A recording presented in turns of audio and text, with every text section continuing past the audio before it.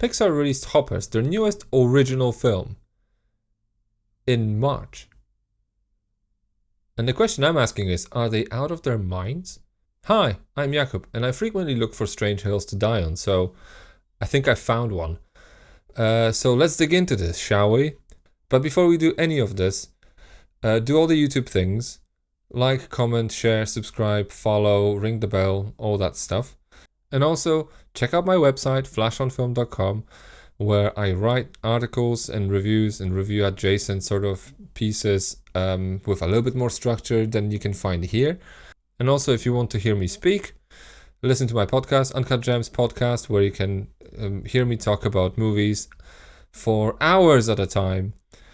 And this is specifically devoted to slightly older things and maybe off the beaten tracks. So go and check them all out. Links in the description, and I suppose links to all the articles that I may or may not mention here will also be found in the description. So yeah, Hoppers, that's directed by Daniel Chong, and if you're wondering who the hell this guy is, you're probably not alone, because he's one of those sort of senior creative sort of people on the Pixar team. I think whose time it now was to direct something, right? So that because Pixar kind of in some ways they operate like a golden age Hollywood studio, while they also disrupt the industry in others because they push boundaries when it comes to tech and animation. But they somehow, operate like a corporation, which they are.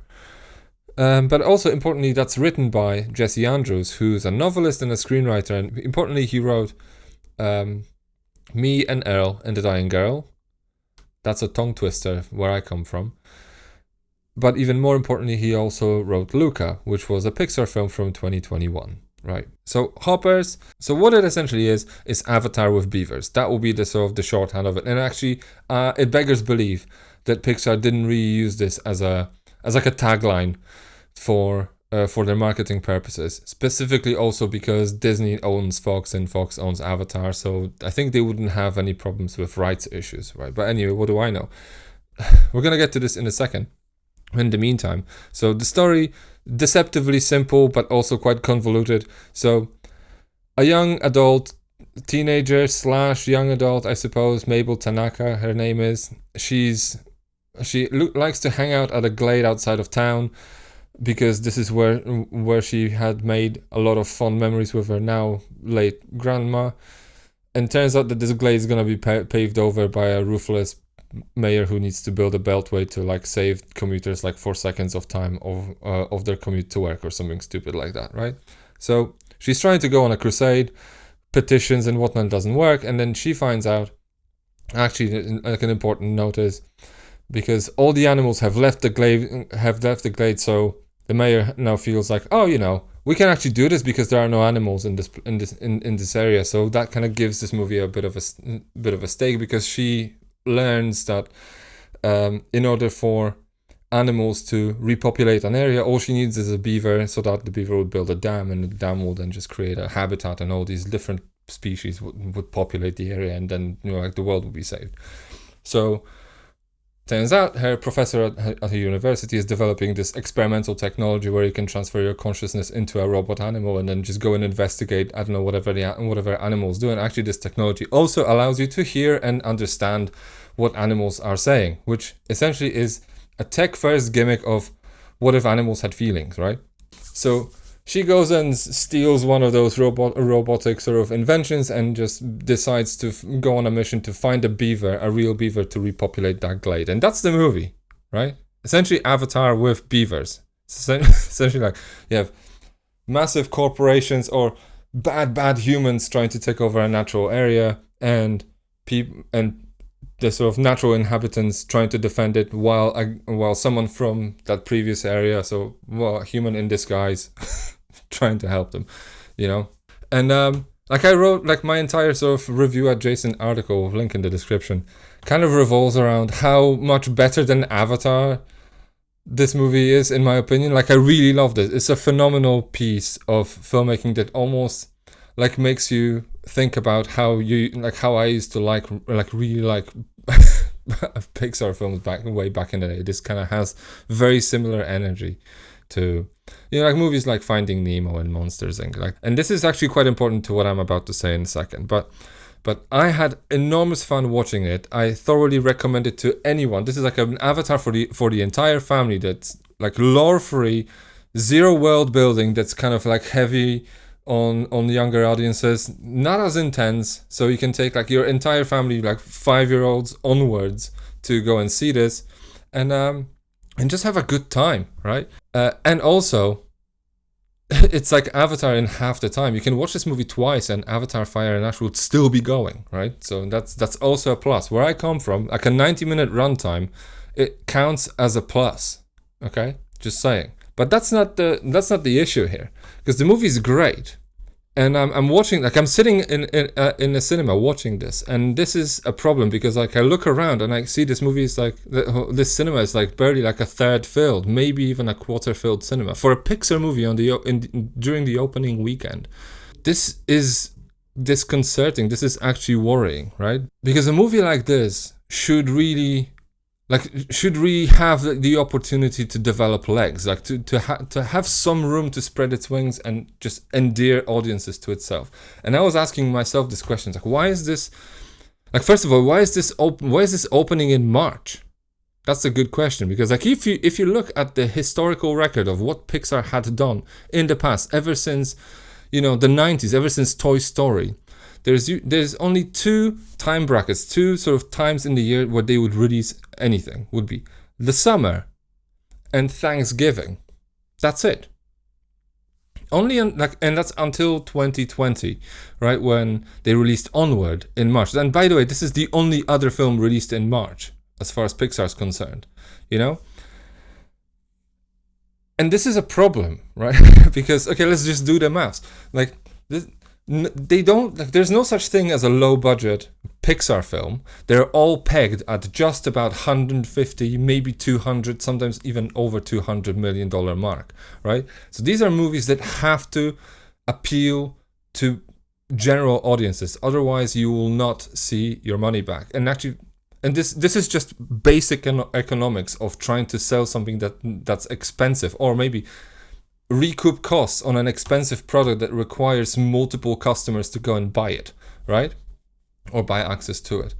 Like this, there's a reason why you don't see R-rated films that cost in excess of $200 million unless they're tied to a franchise where the brand recognition is enough for people to go and see it, like Deadpool, okay?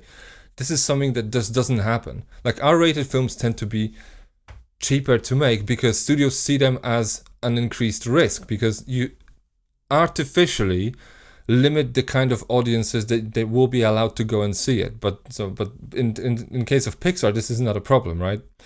They always appeal to everyone. They're always at best PG, right? And so the only way that you could manipulate how they can tap into bigger or smaller audiences is the timing of their release and maybe counter programming to it. So what else is out there at the time, right? I don't have to tell anyone that like the biggest time to release movies is summer and Christmas. There is a reason why Avatar films always release on Christmas. This is how like Star Wars sequel trilogy sort of movies were released around Christmas, because they make a lot of money then. And summer is self-explanatory. This is a blockbuster season, right? So, and March, on the other hand, like there are smaller sort of pockets like Easter weekend, like Labor Day and whatever in America, or like, opening of the summer, closing of the summer. There are smaller pockets where you get to read something big that's kind of sort of slightly outside of that zone. But March is a dumping ground. March is like a weird shoulder season, right between sort of, like when the dredges of prestige season are still kind of playing and some dad cinemas out there, because that's kind of where you release smaller budget action films, thrillers aimed at dads. Like there's also the Valentine's Day weekend where you get to release some let's just say more generally appealing movies, like date movies, right? That kind of stuff. But March is a season where you don't release anything that costs $150 million to make, because chances are it won't make its money back. And actually, when it comes to making money back, it's not like you have to make the 150 million back. Just by the way, just in case you don't know, like a movie like Hoppers or Inside Out 2, like realistically, you start seeing profits when a movie like this just makes in excess of like $500 or $600 million, which already would have to make it one of the top 10 highest grossing films of the year. Like these guys, they don't make cheap movies, and as a result of that, like they kind of operate like an elite institution. They don't make small movies that they can just dump and just let them die, because the cost of that is enormous, right? So any movie they make, they have to count on this becoming a thing, an event, or something that people will go and see, because the alternative, it just doesn't make money, right? So why did they release it in March is a question, right? And I think this is where I think they're drawing the wrong lessons, right? Because if you look into the past, if you just like look at how they may have arrived at a conclusion of, okay, well, we have to release it somewhere. And then they usually release between 1 and 2 movies a year. Like this year, they're releasing 2. There's Hoppers, which they've just released, and there's Toy Story 5. Okay, a continuation of what used to be a trilogy. But this is a conversation for a different day. Okay, they've already settled on releasing Toy Story 5 in the summer, because this will be arguably their biggest movie of the year, and this is probably projected to make in excess of $1 billion. And that's and you know what this is? like. Look, I don't have any qualms with this. Like, this is a brand recognized entity. This is something that people will go and see, and kudos, right? It's probably not going to be bad. Like, they don't make bad movies, just by and large. This is just what they do, right? So the logic would be like, we can't release 2 Pixar films in the same window, so we only allow 1 for the summer season, because otherwise we would be just essentially taking ticket money away from the bigger juggernaut, so undermining its chances to actually pay for everything. Or maybe this is the sort of the thing that they're doing. Like, they know Toy Story 5 is going to make a shitload of money, so they can kind of sort of lose money on Hoppers, because it won't matter in the grand scheme of things, because, you know, at the end of the day, they will still be in the black, if that makes any sense. But in order to give this movie the better chance to find its audiences, it probably would have made more sense to release it around Thanksgiving or Christmas. But they decided to release it around now in March, which is only something that they've done for Onward in 2020. And at this point, like, my memory may be failing me. I have a feeling that and then if someone knows for a fact what happened, please comment below and correct me, right? I have a feeling that the release of Onward in March was a rush job, because they already knew that the pandemic that was already a global thing would shut down cinemas worldwide, which it did. Like where I live, in March everything got shut down, right? So between like March and I want to say August, nothing got done. Cinemas were dead, right? And even when they reopened, they were still dead, right? It took like a year or a year and a half. It actually took until Top Gun Maverick saved, like we needed Tom Cruise to save cinemas, right? Because Chris Nolan couldn't with Tenet. But that's, no, I'm not going to get dragged into this. I'm dragging myself into this, actually. But, you know, what do I know? So yeah, Onward got released in March 2020. I have a feeling that the reason why it was released as such was because if it had been slated for the summer, it would have had to be mothballed. Because they didn't quite know what to do with a movie at the time, because everything was kind of in emergency mode. So clearly, like, even summer and Thanksgiving were kind of like a massive question mark. Like, how do we release a movie that we already spent money on, right? How do we make our money back? So maybe they just rushed it just before cinemas shuttered, and maybe this is also why it became a failure at the box office, because it really didn't earn that much money, right? And this is kind of where I think Pixar is drawing the wrong conclusions, because they look at their slate of their movies from the last 6 years. So between 2020 and now, they see Onward, they see Soul, they see Luca, Turning Red, Lightyear, Inside Out 2, Elemental, Elio, and this. And they look at all of them and they see anything but Inside Out 2 would be considered a movie that underperformed at the box office. The only exception to this would be Elemental, which I wasn't personally the biggest fan of it. Although my daughter loved it, and this actually became like this actually just became a movie on rotation for just a little while at home. But that's besides the point. Elemental made just about $500 million, which if I understand the sort of the arithmetics of the market correctly, this could just about count in Pixar terms as it broke even. Like that because a movie that costs $200 million to make with marketing and print and advertising and everything else that goes into it, and also that's $500 million globally. So the box office take that enters Pixar's coffers essentially just shrinks with progressive distance, if that makes any sense. That's kind of how I logically can explain this. Like the further away it is from the studio, the less money you make, right?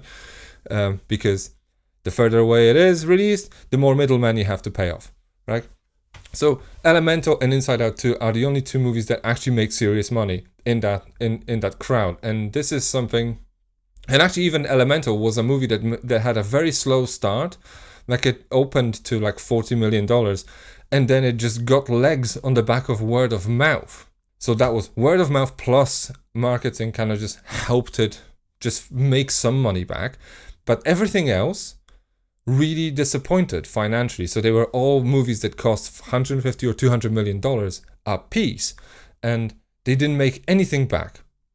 And they look at all this slate and they see Soul, a very personal story about a guy who's trying to find himself as a musician. Actually, one of the best movies of the year, if I have to be honest, right? Luca, immigrant experience. Critics kind of called it calamari by your name and whatever. So like kind of sort of like a play on Call Me by Your Name, right? Where with some critics giving it a queer reading, which probably becomes a problem for Pixar executives eventually, right? They see this as an anathema almost. But yeah, Luca, personal story about an immigrant experience. Turning Red, personal story about immigrant experiences. Elemental, personal story about immigrant experiences. You see the point I'm making. Like Elio, another personal coming of age story about a guy's growing up as an army sort of base brat, right? That they also studio at the last minute, I think they edited out some elements pointing to queer themes, which may or may not have raised some eyebrows at the time, but I don't want to get dragged into this either, right? I think this is a red herring, essentially, right? But they look at the slate of these films, and then Pete Docter, who's now chief creative officer at Pixar, a made-up term, really, he goes, well, because last year when they pushed out Elio in the summer, in June, they pushed it out with absolutely jack shit marketing, okay? You wouldn't know that this movie was out. There maybe would be a billboard here and there, maybe a poster at a bus stop, but that's it. Like, you wouldn't see any marketing kind of following this movie, because it turns out Pixar executives were like, well, it kind of looks like these personal movies are a bit of a, like a poisoned chalice. Like if we release all these sort of personal driven stories, people don't want to go and see them. So how about we don't make them anymore? How about we just focus on what makes us money, and what makes them money? Sequels to movies that they used to have before, and they used to make before as originals driven by personal stories.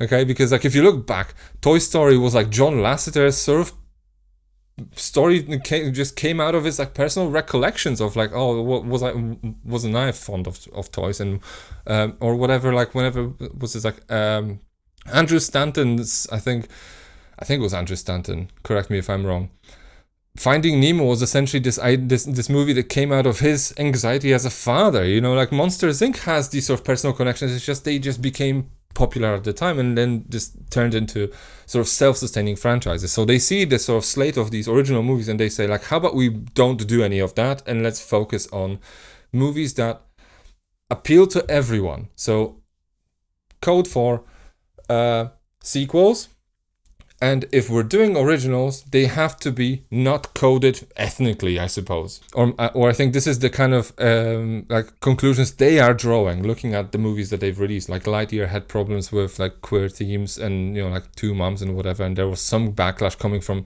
conservatives. And this is actually a genuine problem, right? Because if you want to appeal to everyone, you kind of actually have to like look at what the world's like, and the world at the time, then between 2020 and now, has only gotten more polarized, more tribal, and it's difficult to appeal to everyone, right? Because if you take a political stance, you alienate the other side, right? So you can't win. But they used to win. They used to be able to appeal to everyone by creating these original stories, which Hoppers actually is. Hoppers is the kind of movie that wouldn't be out of place in the sort of Pixar slate in 2004, okay? Somewhere between Finding Nemo and Monsters, Inc. and that kind of stuff, right? That has the same vibe. It doesn't have the sort of what if X had feelings sort of vibe, you know, like what if we made a movie that's called Lamps or Phones? But it has sort of like a gimmick to it, right?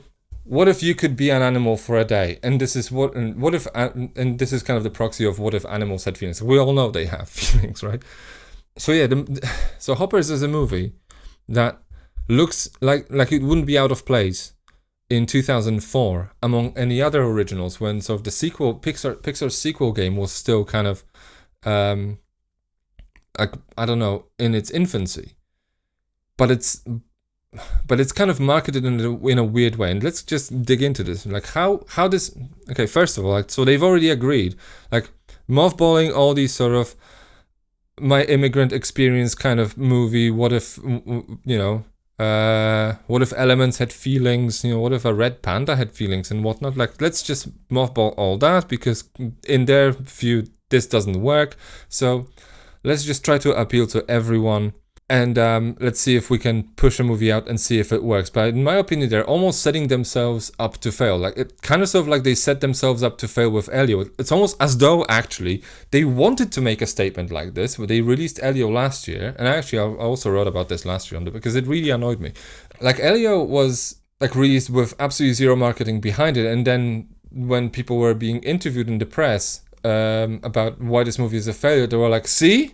These movies about these ethnic slash sort of queer ideas, maybe these sort of personal stories, they don't work." Of course they don't work, and they won't make money if you don't market them. If people don't know about a movie that's out, $150 million movie that you need to go out and buy a ticket for, of course no one's going to go and see it because they don't know what it is. Like, you need to actually go and tell people, and they didn't. And they saw like, see, it didn't work. So Inside Out 2 it is from now on. Incredibles 3, Toy Story 5, 6 and 7. That's what's going to happen, right? It's almost like they needed an excuse so they manufactured one. But I think this is kind of the wrong idea that they're getting out of this, because they are forgetting that they're also looking at a post-pandemic market. Soul, Onward, Luca, Turning Red, they were all heavily affected by the pandemic. And they were all critically revered. Most audiences, if you look on Rotten Tomatoes, they also loved it. It's like the consensus is strong. Like maybe like a movie like, I think, Turning Red, maybe that's kind of one that's a little bit slightly lower, or just maybe like less celebrated. Maybe Elemental was less celebrated by critics, but overall they all have strong numbers, as in like in terms of like audience reception and critical reception, they are all winners. So what gives, right? That's the problem. Like these movies were released in the post-pandemic market, which, by the way, and this is something that I think they either forgotten or they didn't realize that this actually just had any bearing on anything. Because people have gotten used to the fact that, you know, like you get to see new movies at home. That's first and foremost. Another one was when cinemas eventually reopened, the window between cinematic release and streaming release shortened. And also in the time of financial uncertainty, complete insecurity in terms of economics, right? When you have to take your entire family out to the cinema, people actually will think twice. So they will say like, I can either spend like $100 on my entire sort of family going out to see Elemental, or I can wait 3 months and this will be out on Disney Plus, which it will be, right?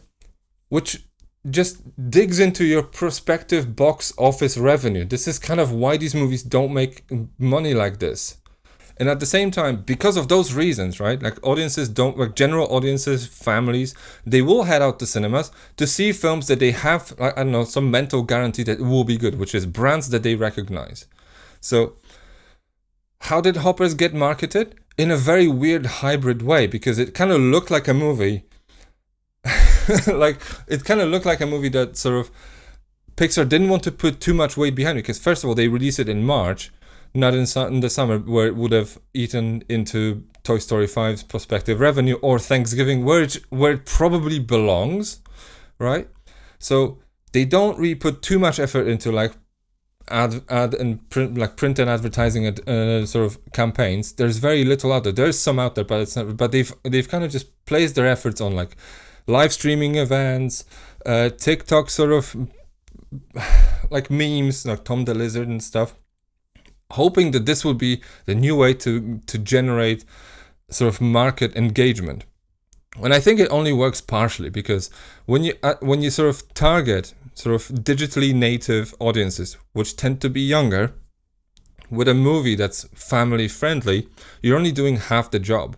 Because in order to get a family to go out to see a film, you don't have to necessarily convince the kids that they want to see it. You also have to convince their parents that it's in their best interest to do something like that on as a Sunday day out, you know? So you kind of have to do both. Like, arguably, I would probably say a TikTok campaign costs less money than a billboard campaign, or an old-fashioned TV campaign, or a social media campaign that's actively algorithmically targeting older audiences who would be in a position to actually pay for these tickets. But I don't think they've done that. I think they kind of just looked like, oh, you know, let's market this movie so that people are aware that it exists, and let's see what happens. So, and at the same time, they kind of marketed this movie, Hoppers that is, in a way that you couldn't possibly tell very well what it would be about. Clearly, they missed the boat on saying, like, imagine Avatar but with beavers and for the whole family. Forget Space Smurfs, go beaver. It's beaver time, baby. Like, you just go into the gimmick of, would you want to become a beaver? Like, this would work, right? And what you need to do with a movie like this, which actually does look like the kind of movie that you'd see in 2003, like Finding Nemo and stuff, right? Where you actually want to like start marketing this like a year in advance. Like when like I remember it 20 years ago, like Finding Nemo was marketed like way long before it was even out. Like you could see teaser trailers, teaser trailers, and all that stuff. Like it was relentless, right? They've done it, and they've done nothing of that sort, because they've like I feel they've almost. So by not tapping into the gimmick, by not tapping into the overarching idea of what this movie is about, and by not targeting older audiences, well, they've almost behaved as though they were marketing a sequel, which is a disconnect. Like, so, like they've done like 3 things wrong, because like this movie is an original, but it's kind of a 4-quadrant original that should really appeal to everyone, because you can't really like hide behind, oh, it's ethnically driven, even because it's Japanese American and whatever. No, it doesn't matter in here, right? It will appeal to everyone, but they market this as though it was already an entity that people should recognize, like this is The Incredibles, and it won't work, because like people don't know what it is. They actually do need they need to get hyped about it, and you don't need to only hype up the kids about it. You need to hype up their parents, and that is a problem, which kind of just made me think a little bit, just to kind of just try to wrap my head around this, is that it's almost as though Pixar guys have forgotten how to market their films. They haven't forgotten how to make them, because Hoppers is a great, like there's no such thing as a bad Pixar movie, as I said. Like Hoppers is a great film. Objectively speaking, I loved it, right? And I would recommend it to everyone with kids to go and see it. Like, I kid you not, it's totally worth your time, right? So they didn't forget how to make them. In fact, all their previous movies, Luca, Turning Red, all of them, they're great films. Go and see them. They're on Disney Plus. It's just they forgot how to market them.